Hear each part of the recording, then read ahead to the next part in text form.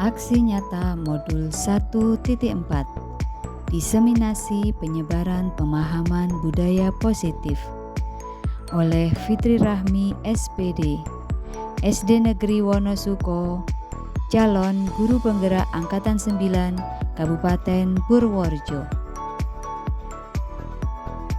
Sebelum melakukan aksi nyata ini, saya melakukan koordinasi terlebih dahulu dengan kepala sekolah.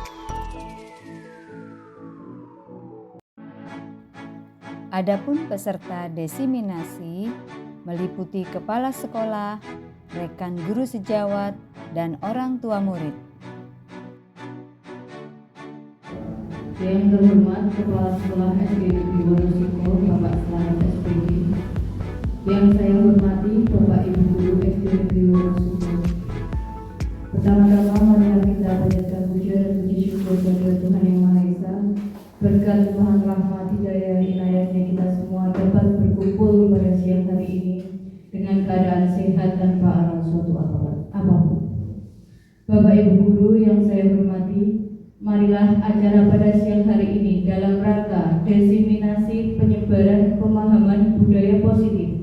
Kita mulai dengan diawali pra-acara menyanyikan lagu Indonesia Raya. Bapak Ibu dimohon untuk berdiri.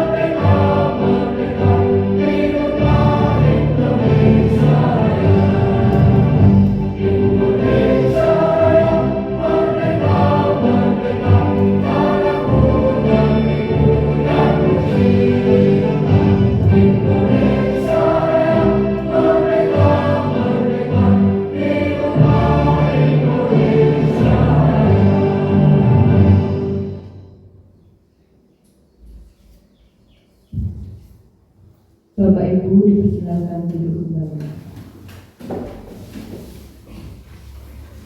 Bapak Ibu Guru, sebelumnya perkenankan saya membacakan susunan acara pada siang hari ini. Yang pertama, pembukaan. Yang kedua, sambutan Kepala Sekolah SD Negeri Wonosuko. Ketiga, penyampaian desiminasi oleh Ibu Fitri Rahmi. Yang keempat, penutup. Marilah kita mulai acara pada siang hari ini dengan acara yang pertama, yaitu pembukaan. Marilah acara kita buka dengan bacaan basmalah bersama. Bismillahirrahmanirrahim. Acara yang kedua yaitu sambutan Kepala Sekolah SD Negeri Wonosuko kepada Bapak Slamet SPD. Silakan.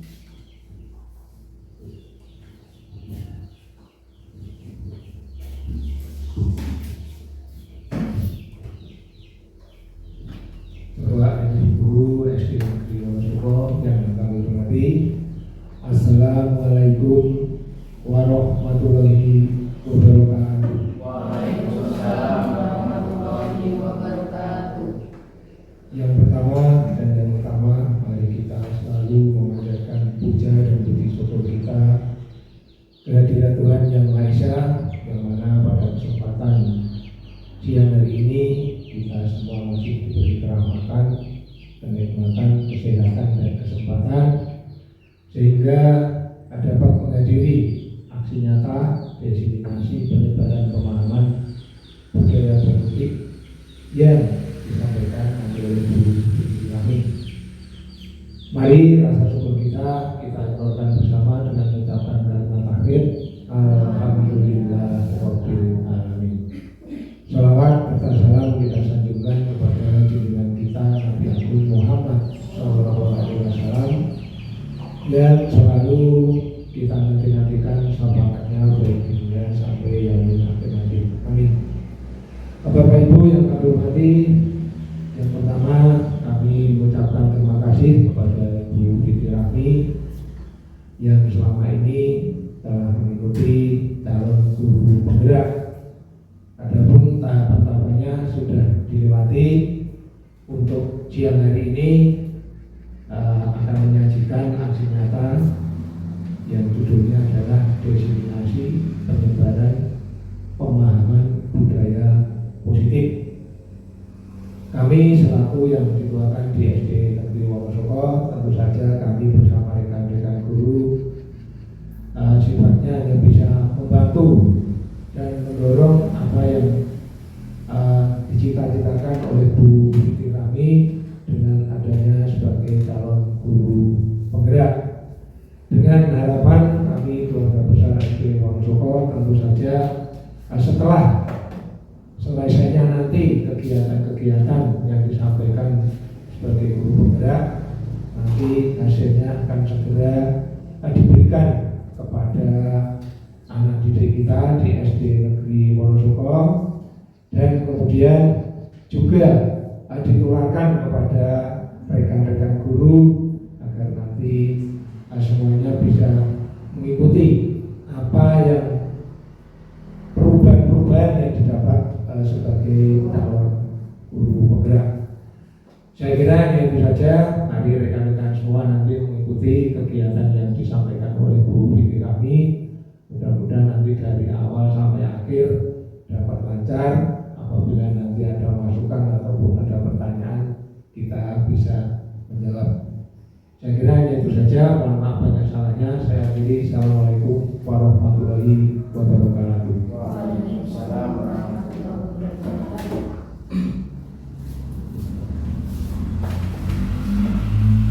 Acara yang ketiga yaitu penyampaian materi kepada Ibu Fitri Rahmi. Disilakan.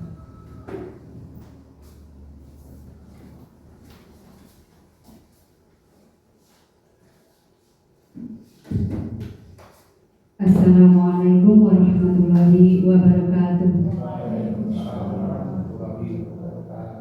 Yang terhormat Kepala Sekolah SD Negeri Wonosoko, Bapak Slamet SPD.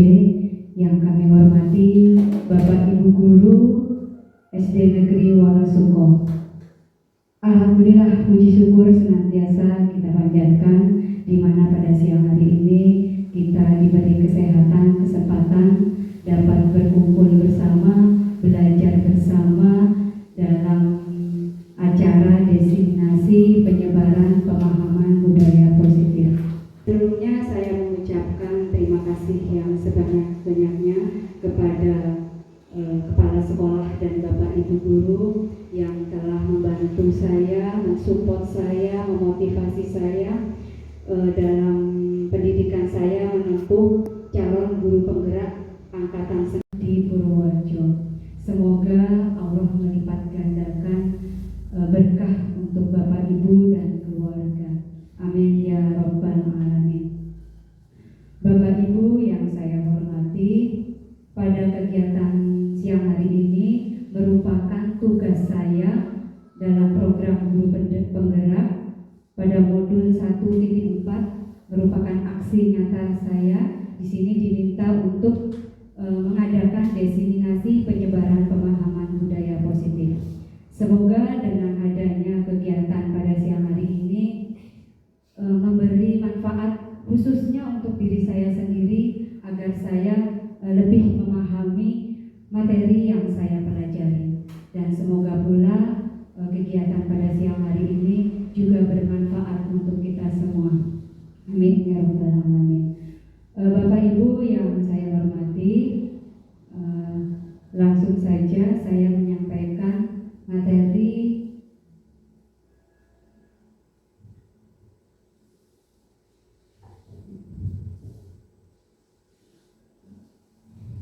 sebelum kita mulai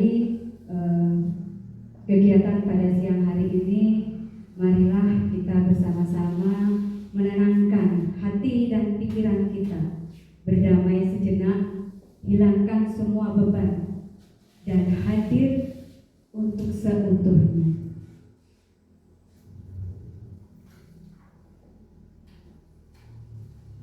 Bapak Ibu yang saya hormati, pada materi budaya positif yang akan saya sampaikan di sini ada beberapa bagian subtema. Subtema yang pertama adalah perubahan paradigma belajar, 2. Disiplin positif, 3. Motivasi perilaku manusia, 4. Kebutuhan dasar, 5. Posisi kontrol, restitusi, 6. Keyakinan kelas, dan 7. Segitiga restitusi. Untuk subtema yang pertama yaitu perubahan paradigma belajar. Perubahan paradigma dalam proses pembelajaran yang awalnya berpusat pada guru atau biasa disebut dengan istilah teacher centers menjadi pembelajaran yang berpusat pada siswa atau learning centers. Diharapkan mampu mendorong siswa untuk terlibat secara aktif dalam membangun pengetahuan, sikap, dan perilaku. Pada pembelajaran learning centers tersebut, guru memfasilitasi, memberi kesempatan kepada siswa untuk dapat membangun sendiri pengetahuan yang dia dapatkan dalam pembelajaran tersebut. Di sini tugas guru hanyalah memfasilitasi pembelajaran. Dalam learning centers tersebut, siswa diharapkan bisa aktif, bisa berperan aktif dalam kegiatan pembelajaran. Jadi di sini sudah tidak ada lagi istilahnya guru hanya menggunakan satu metode ceramah, anak duduk anteng, guru menerangkan sampai selesai, suasana tenang, murid duduk anteng sedakap, sudah tidak ada seperti itu lagi. Di sini diharapkan perubahan paradigma belajar, diharapkan untuk mewujudkan learning centers di mana mahasiswa aktif dalam mengikuti pembelajaran. Untuk mewujudkan learning centers tersebut, kita harus menerapkan adanya pembelajaran berdiferensiasi. Bapak Ibu yang sudah menerapkan kurikulum Merdeka tentunya sudah tidak asing lagi dengan istilah pembelajaran berdiferensiasi. Pembelajaran berdiferensiasi ini adalah pembelajaran yang disusun, yang dirancang berdasarkan minat siswa, berdasarkan kebutuhan siswa, dan berdasarkan pada gaya belajar siswa. Pada aksi nyata yang sudah saya buat, pembelajaran berdiferensiasi yang sudah saya terapkan di kelas, pembelajaran yang berdasarkan gaya belajar siswa. Di situ gaya belajar siswa tentunya berbeda-beda ya Bapak Ibu. Ada yang memiliki gaya belajar audio, visual, maupun kinestetik. Contoh penerapan yang sudah saya terapkan di kelas, misalkan pada pembelajaran pendidikan Pancasila. Di situ materinya adalah mengenalkan arah mata angin. Bagi siswa yang memiliki gaya belajar kinestetik, di mana di situ gerak tubuhnya lebih dibanding siswa yang lain, saya memberikan materi dongeng, di mana dalam dongeng tersebut anak berperan sebagai hewan yang akan memangsa mangsanya, dan di situ dia akan berlari. Berlarinya di sini ditentukan arah mata angin yang Bapak Ibu guru sebutkan.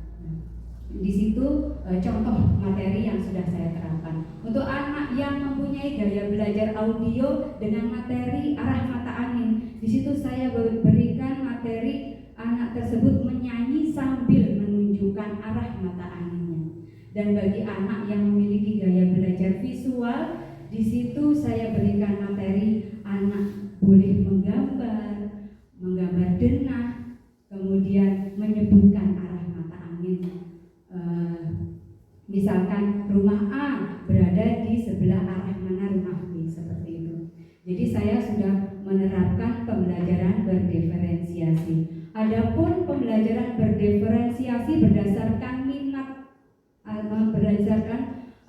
atau berdasarkan konten.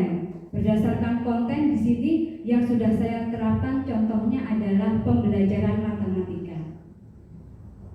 Karena awalnya kita semua pasti yakin bahwa anak itu bersifat unik, bersifat memiliki keberagaman karakter, keberagaman bakat dan minat. Oleh karena itu saya buat pembelajaran berdasarkan konten di sini contohnya pembelajaran matematika, berhitung bagi anak yang belum dapat berpikir secara abstrak. Di situ saya menggunakan benda-benda nyata. Contoh yang saya terapkan adalah menggunakan batu pada materi penjumlahan. Jumlah batu 2 ditambah 2, anak menghitung jumlah batu tersebut. Nah, kemudian untuk anak yang sudah bisa mengenal bilangan, di situ saya memberikan materi langsung menulis bilangan 2 ditambah 2. Dan bagi anak yang sudah memiliki kemampuan berpikir secara abstrak dan mampu membaca secara lancar, saya memberikan materi soal cerita. Misalkan ibu membeli telur 2 butir, membeli lagi 2 butir, kemudian berapa jumlah telur yang dibeli ibu, seperti itu. Jadi dalam satu pembelajaran kelas materinya sama namun penerapan kontennya berbeda. Itu salah satu contoh penerapan pembelajaran berdiferensiasi yang sudah saya terapkan di kelas. Bapak Ibu yang saya hormati, untuk pembelajaran berdiferensiasi itu tidak hanya akademik yang dikembangkan. Di sini juga dikembangkan karakter moral yang berdasarkan pelajar Pancasila. Kita sudah mengetahui bersama bahwa dimensi profil pelajar Pancasila itu ada 6. Yang pertama, beriman, bertakwa kepada Tuhan Yang Maha Esa dan berakhlak mulia. Kedua, berkebinekaan global, gotong royong, kreatif, mandiri, dan bernalar kritis. Bapak Ibu, kalau saya itu untuk mengingat dimensi ini lebih mudahnya dengan nyanyian. Moga Bapak Ibu sama-sama kita sambil mengingat kembali dimensi profil Pancasila sambil bernyanyi bersama-sama. Kurang lebih lagunya seperti ini. Belajar Pancasila, beriman dan bertakwa pada Tuhan Yang Esa dan berakhlak mulia, berkebinekaan global, gotong royong mandiri, kreatif dan bernalar kritis. Sakit Ibu. Semangat kan Bapak Ibu? Alhamdulillah waktunya sudah siang, masih semangat ya. Ya sama-sama, 1, 2, 3. Belajar Pancasila, beriman dan bertakwa pada Tuhan Yang Esa dan berakhlak mulia, berkebinekaan global, gotong royong mandiri, kreatif dan bernalar kritis. Ya, terima kasih luar biasa. Bapak Ibu, untuk mewujudkan karakter yang baik, di sini salah satu contohnya adalah penerapan disiplin positif. Ketika kita mendengar kata disiplin, apa yang terbesit oleh Bapak Ibu semua tentang makna disiplin? Tentunya di sini mungkin masing-masing orang memiliki arti yang berbeda atau memaknainya berbeda. Monggo Bapak Ibu, menurut jenengan disiplin itu apa? Menurut saya kalau disiplin itu identik dengan yang paling sulit tepat waktu. Disiplin tepat waktu. Ya. Oke.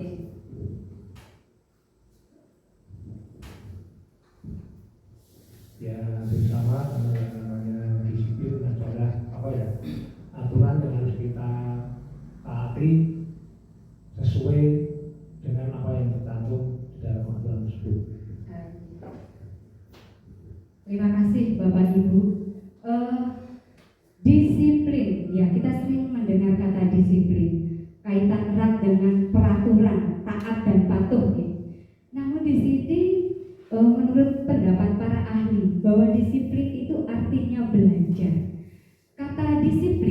juga berasal dari akar kata yang sama dengan disciple atau murid.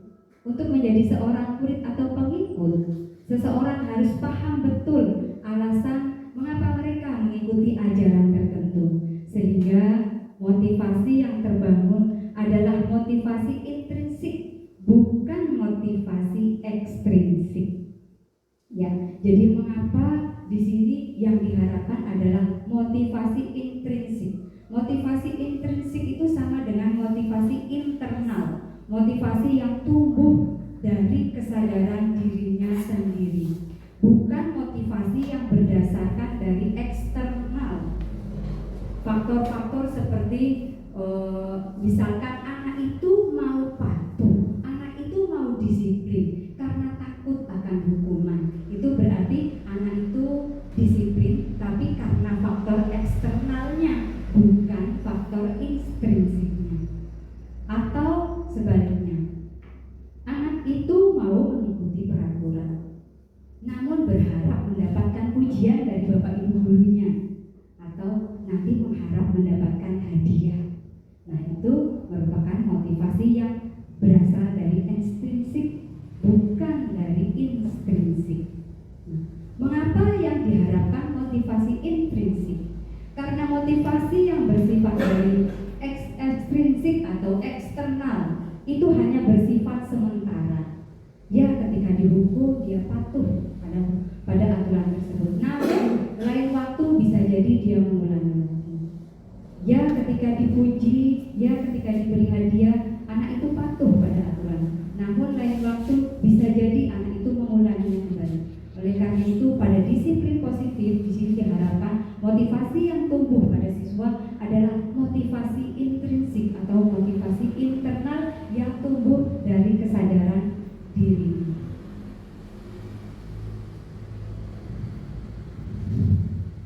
Motivasi perilaku manusia di sini dibagi menjadi 3. Tadi sedikit sudah saya singgung. Motivasinya karena ingin menghindari ketidaknyamanan atau menghindari hukuman. Karena dia berpersepsi bahwa nanti kalau saya tidak melaksanakan disiplin, apa yang terjadi pada saya ketika saya tidak melakukannya. Nah, yang kedua, motivasi perilaku manusia yang didasarkan untuk mendapatkan imbalan. Karena dalam dirinya bertujuan apa yang saya akan dapatkan apabila saya melakukan peraturan ini. Untuk yang terakhir adalah motivasi yang untuk menghargai dirinya sendiri. Dalam hal ini, saya akan menjadi orang seperti apa bila saya melakukannya. Bapak Ibu yang saya hormati, menurut pendapat Bapak Ibu, ketiga motivasi ini dari nomor 1, nomor 2, dan nomor 3, nomor berapa yang merupakan motivasi internal atau motivasi ekstrinsik? Maaf, di sini saya bukan menggurui, karena di sini sifatnya kita belajar bersama, khususnya untuk saya agar saya bisa lebih memahami materi yang saya pelajari. Menurut Bapak Ibu, untuk nomor 1 ini motivasi intrinsik atau ekstrinsik? Ekstrinsik. Untuk nomor 2, dia melakukan karena ingin mendapatkan imbalan. Ekstrinsik ya. Dan untuk yang ketiga, dia lakukan karena tumbuh dari dirinya sendiri. Intrinsik ya. Untuk guru, motivasi yang pertama untuk menghindari ketidaknyamanan atau hukuman. Jadi sebagai contoh, ketika guru datang tepat waktu, tidak hanya berdasarkan motivasi agar nanti tidak ditegur oleh kepala sekolah. Namun motivasi itu juga tumbuh dari kesadaran dirinya menghargai bahwa sebagai seorang pendidik juga harus meneladani anak didiknya, meneladani murid untuk dapat berperilaku disiplin.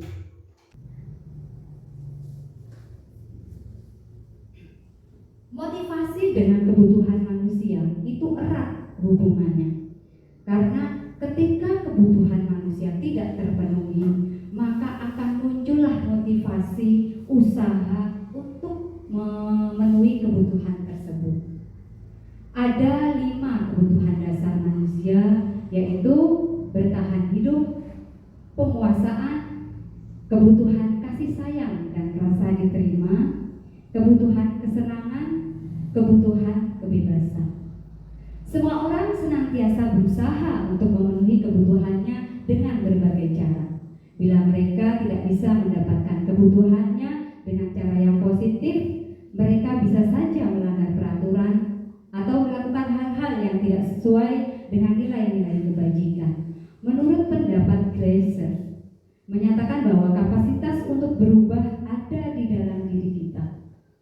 Jika kita dapat mengidentifikasi kebutuhan apa yang mendorong perilaku kita, maka perubahan perilaku positif dapat dimulai dengan mencari solusi untuk memenuhi kebutuhan tertentu dengan cara yang positif. Jadi ketika manusia itu ada kebutuhan yang tidak terpenuhi, ada satu motivasi yang ingin terdorong untuk memenuhi kebutuhan tersebut. Bisa jadi dia melakukan dengan cara yang tidak baik, atau sebaliknya, bisa jadi dia akan pilih perilaku yang positif. Kebutuhan dasar manusia bertahan hidup itu contohnya kebutuhan dasar pokok manusia seperti kebutuhan pangan, sandang, rumah. Kebutuhan kasih sayang, kebebasan, kesenangan, penguasaan. Jadi ketika kita menemui permasalahan di kelas, ada anak yang tidak semangat mengikuti kegiatan pembelajaran, kita tidak serta-merta memarahi anak tersebut dan mencap anak itu tidak disiplin. Jadi kita harus menelaah dulu apakah mungkin salah satu kebutuhannya tidak terpenuhi. Bisa jadi anak tersebut kurang mendapatkan kasih sayang. Jadi di sekolah dia cari-cari perhatian bapak ibu gurunya supaya memperhatikan dirinya. Seperti itu.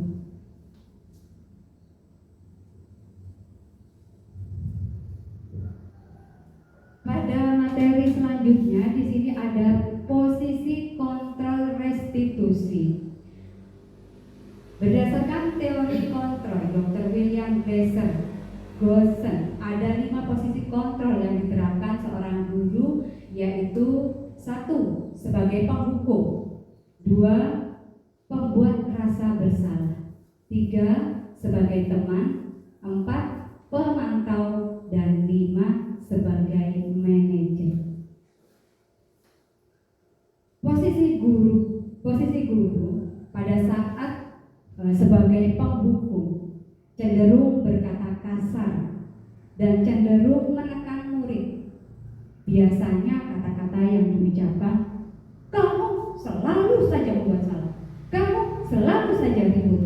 Jadi menekan anak itu. Atau biasanya kata-kata yang diucapkan, kamu harus patuhi aturan ini, kalau tidak awas. Itu contoh posisi guru sebagai penghukum yang cenderung menekan murid. Posisi guru yang kedua, pembuat rasa bersalah. Pada posisi ini, karakter guru cenderung berkata lembut, namun membuat pelaku atau anak yang berbuat salah itu menjadi tambah bersalah. Jadi contoh kata-kata yang biasa diucapkan pada guru posisi pembuat rasa bersalah, misalkan seperti ini, mengapa kamu melakukan itu? Apa kamu tidak sayang kepada ibu? Bagaimana dengan kalau bapak ibu guru yang lain tahu? Bagaimana nanti kalau bapak kepala sekolah tahu? Mengapa kamu melakukan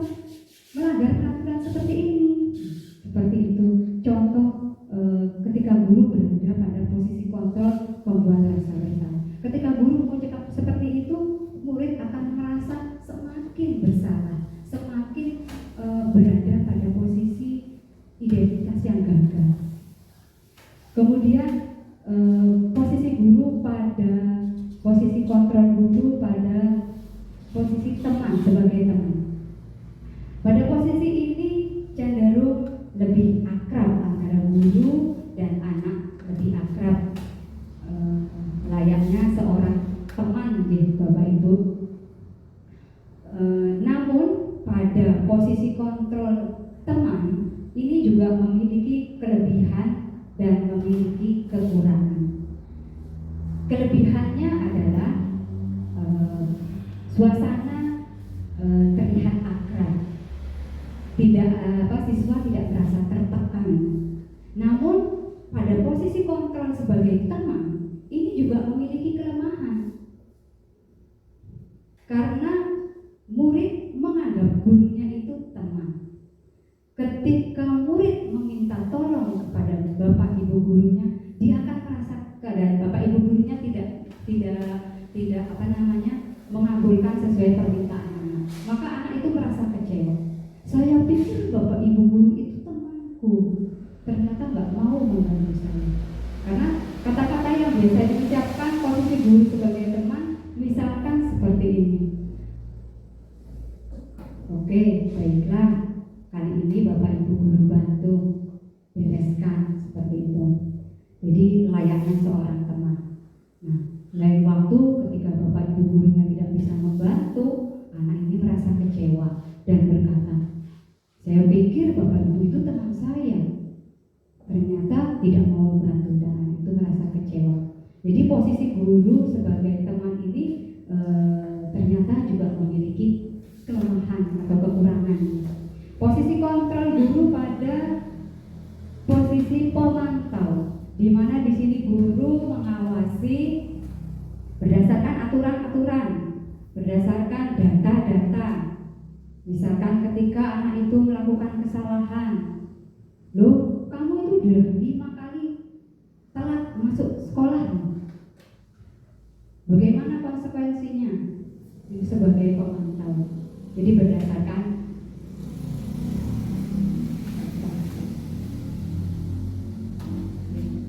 dan yang terakhir posisi guru sebagai manajer.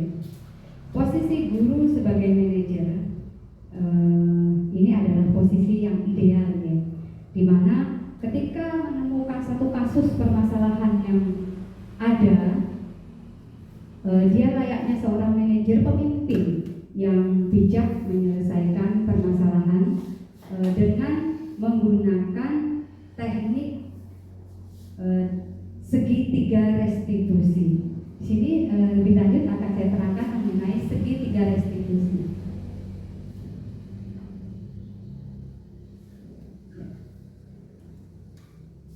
Segitiga restitusi. Di sini ada, jadi ketika guru pada posisi manajer dalam menyelesaikan suatu masalah melalui tahap ini. Ada 3 tahap. Yang pertama adalah menstabilkan identitas, yang kedua validasi tindakan yang salah, dan yang terakhir adalah menanyakan keyakinan. Pada posisi menstabilkan identitas, di sini guru berusaha dari siswa yang melakukan kesalahan, siswa yang merasakan pada posisi identitas gagal, guru berusaha merangkulnya, menggeser supaya anak itu tidak merasa dalam posisi gagal. Kemudian validasi tindakan yang salah. Di sini setelah anak itu sudah berada pada posisi yang tidak merasa sebagai orang yang gagal, di sini baru kita sampaikan, garis bawahi apa kesalahan yang telah dilakukan. Setelah dia menyadari kesalahan yang sudah dilakukan, lalu kita kaitkan dengan keyakinan kelas. Keyakinan kelas istilahnya dulu kesepakatan kelas atau peraturan kelas. Kini keyakinan kelas. Lalu menanyakan keyakinan kelas apa yang sudah kita sepakati. Sebagai contoh, ketika ada kasus yang pertama menstabilkan identitas, guru akan mengucapkan pada siswa tersebut, setiap anak pasti melakukan kesalahan, atau guru mengucapkan, kamu bukan satu-satunya orang yang pernah melakukan ini.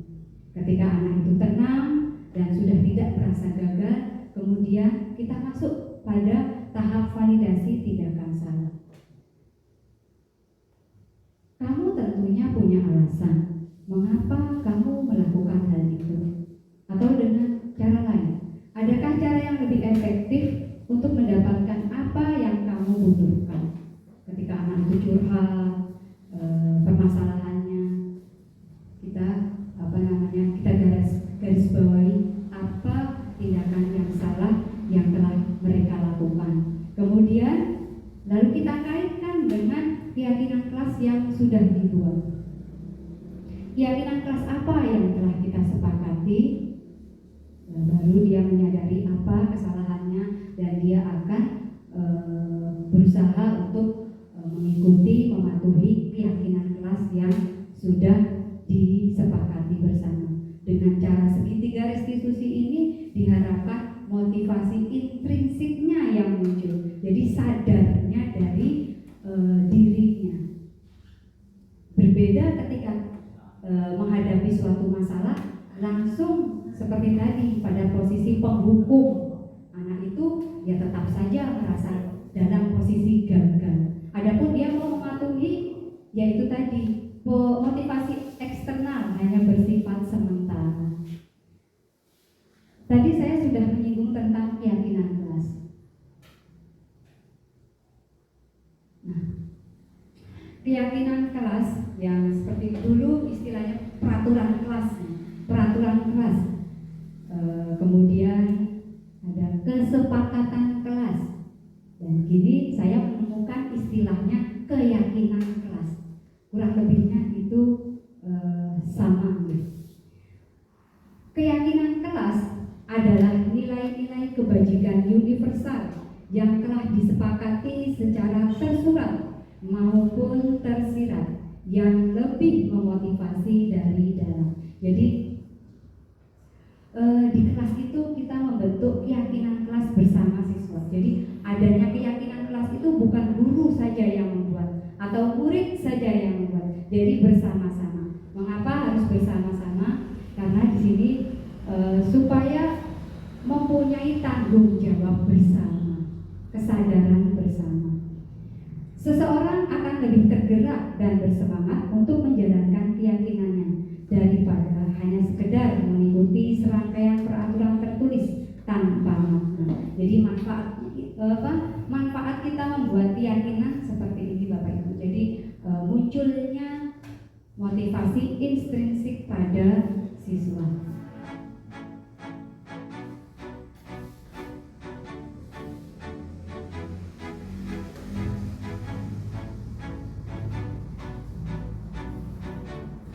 Tadi pada posisi guru sebagai manajer, guru dengan penyelesaian masalah menggunakan segitiga restitusi. Tadi 3 tahap tadi ya, identitas gagal, kemudian memasuki validasi kesalahan, dan yang terakhir keyakinan kelas.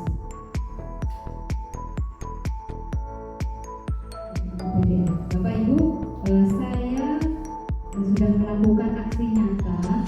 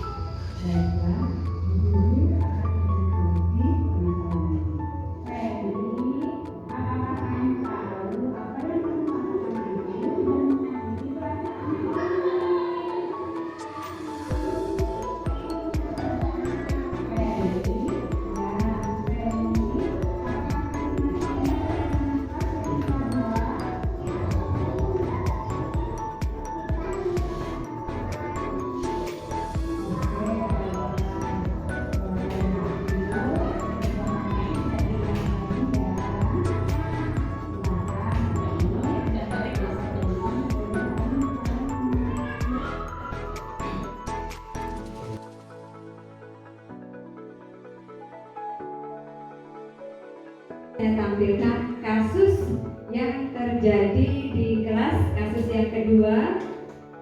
Di sini bisa kita saksikan bersama.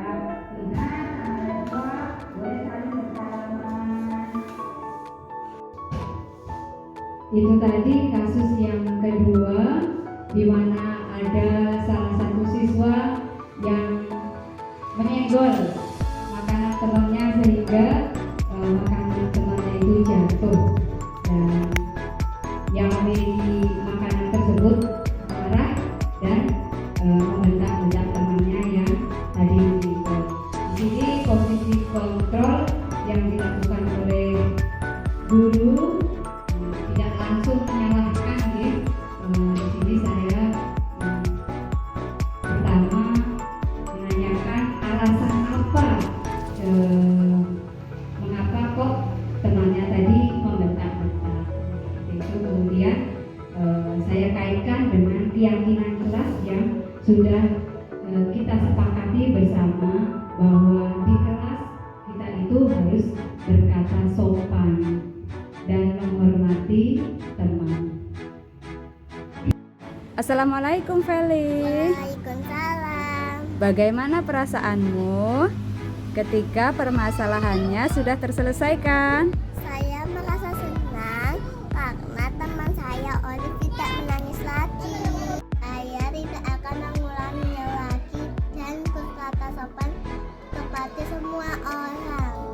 Terima kasih Bu Guru sudah membimbing saya menjadi lebih baik. Tadi salah satu contoh kasus yang terjadi di kelas, meskipun kasusnya sangat sederhana, tapi ketika guru tidak bisa memposisikan sebagai posisi manajer, bisa jadi masalah itu tidak akan terselesaikan dengan baik. Jadi di situ ketika ada anak yang mengejek temannya, di sini saya tidak langsung menyalahkan pelaku mengapa sampai temannya itu menangis. Jadi penyelesaiannya melalui teknik segitiga restitusi. Bapak Ibu guru tentunya di kelas sudah terbiasa untuk membuat keyakinan kelas bersama anak-anak. Nah, di sini silakan Bapak Ibu guru memberikan contoh keyakinan kelas apa yang sudah pernah dibuat di kelas Bapak Ibu guru. Saya bagikan sticky note, nanti silakan ditulis.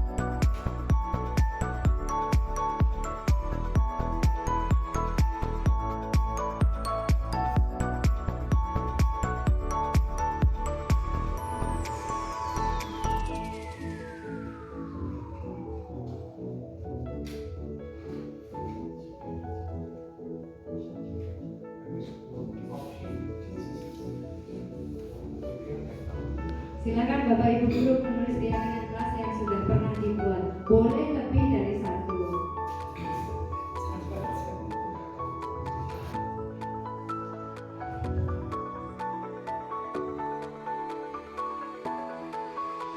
Bisa maju satu persatu ditempelkan di sini nanti saya. Bapak.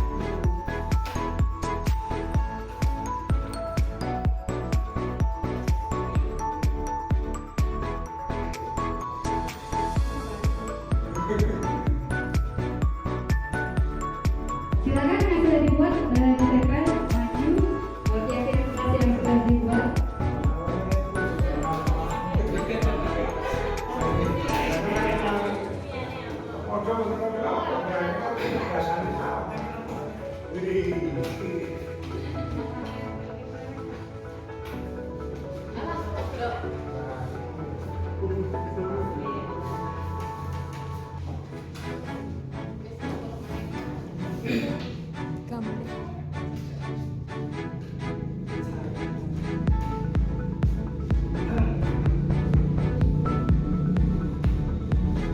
Terima kasih Bapak Ibu. Di sini nanti kita lihat satu persatu contoh keyakinan kelas yang sudah pernah dibuat Bapak Ibu guru di kelas. Yang pertama di sini mengerjakan PR dengan tulisan sendiri, tidak boleh dituliskan orang tua. Jadi maaf Bapak Ibu guru, untuk keyakinan kelas yang dibuat itu memiliki nilai-nilai kebajikan. Sebagai contoh misalkan membuang sampah pada tempatnya atau tidak boleh membuang sampah sembarangan misalkan seperti itu. Di situ nilai-nilai kebajikannya adalah nilai kebersihan atau boleh kesehatan. Nah, untuk mengerjakan PR dengan tulisan sendiri tidak boleh dituliskan orang tua. Berarti nilai kebajikannya kira-kira apa ya? Ada yang ya tanggung jawab. Jadi di sini dalam keyakinan tersebut, keyakinan kelas tersebut juga memiliki nilai-nilai kebajikan yang memberikan pendidikan bagi anak. Yang kedua, menghargai perbedaan atau menghormati teman dan guru, berkata sopan. Di sini nilai-nilai kebajikannya adalah saling menghargai. Untuk selanjutnya di sini ada bicara jangan keras. Nah, bisa saja itu menjadi keyakinan kelas, guys. Nilai-nilai kebajikannya adalah berkata sopan, guys. Kemudian ada lagi ini keyakinan kelas tidak saling membuli. Tidak saling membuli itu memiliki nilai-nilai kebajikan berkata sopan, guys.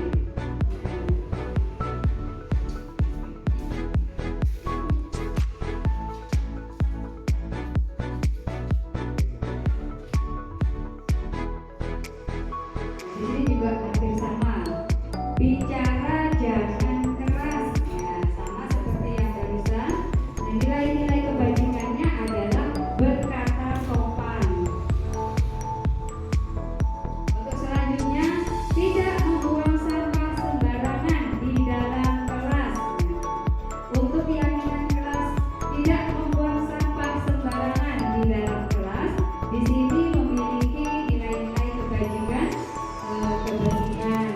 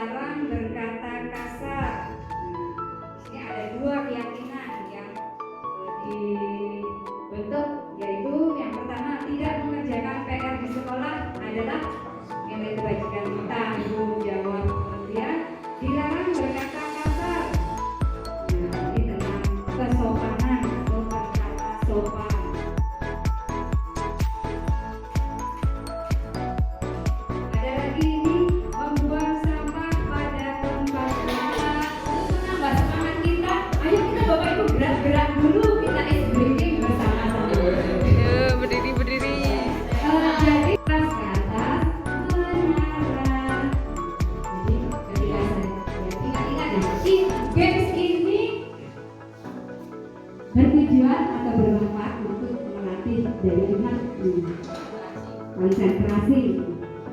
Mari menari di atas menara, di atas menara, mari menari. Coba saya tidak menunjukkan gerakannya ya. 1, 2, 3. Mari menari di atas menara, di atas menara, mari menari, mari di atas menara, di atas menara, mari menari. Kayaknya mudah. Sekarang saya tambah satu lagi, Marijo. Kalau Marijo tangannya seperti ini, jadi tambah satu lagi. Marijo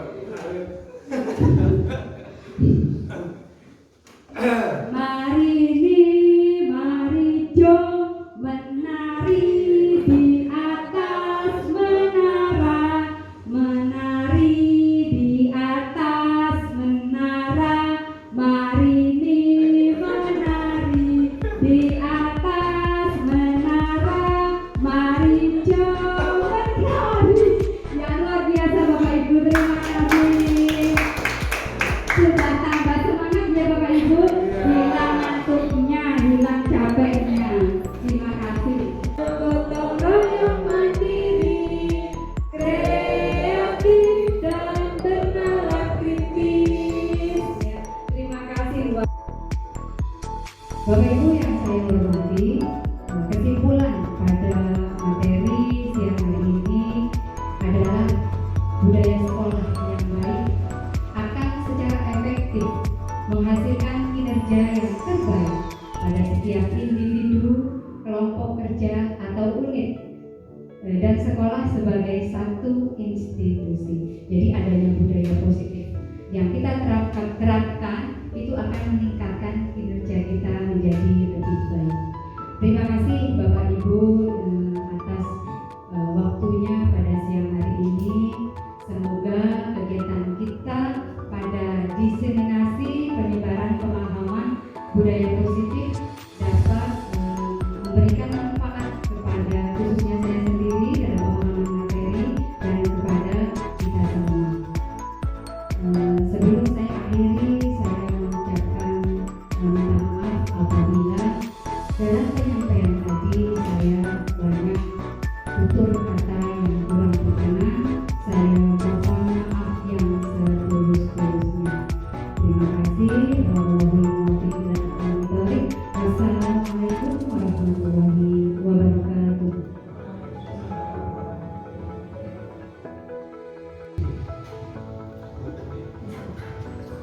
Baik Bapak Ibu Guru, merupakan acara terakhir yaitu penutupan.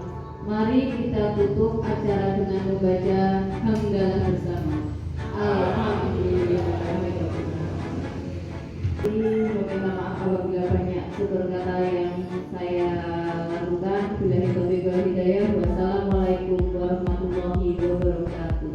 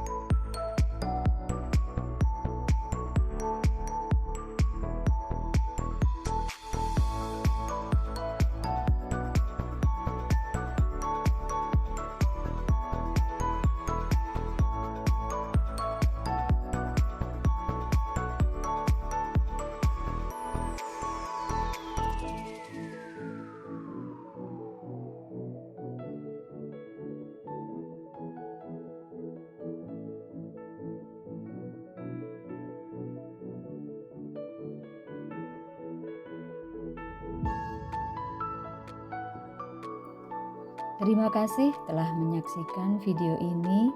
Semoga memberikan manfaat dan wawasan kepada kita mengenai budaya positif. Ki Hajar Dewantara mengingatkan bahwa tujuan pendidikan adalah menuntun segala kodrat yang ada pada anak agar mereka dapat mencapai keselamatan dan kebahagiaan yang setinggi-tingginya, baik sebagai manusia maupun sebagai anggota masyarakat.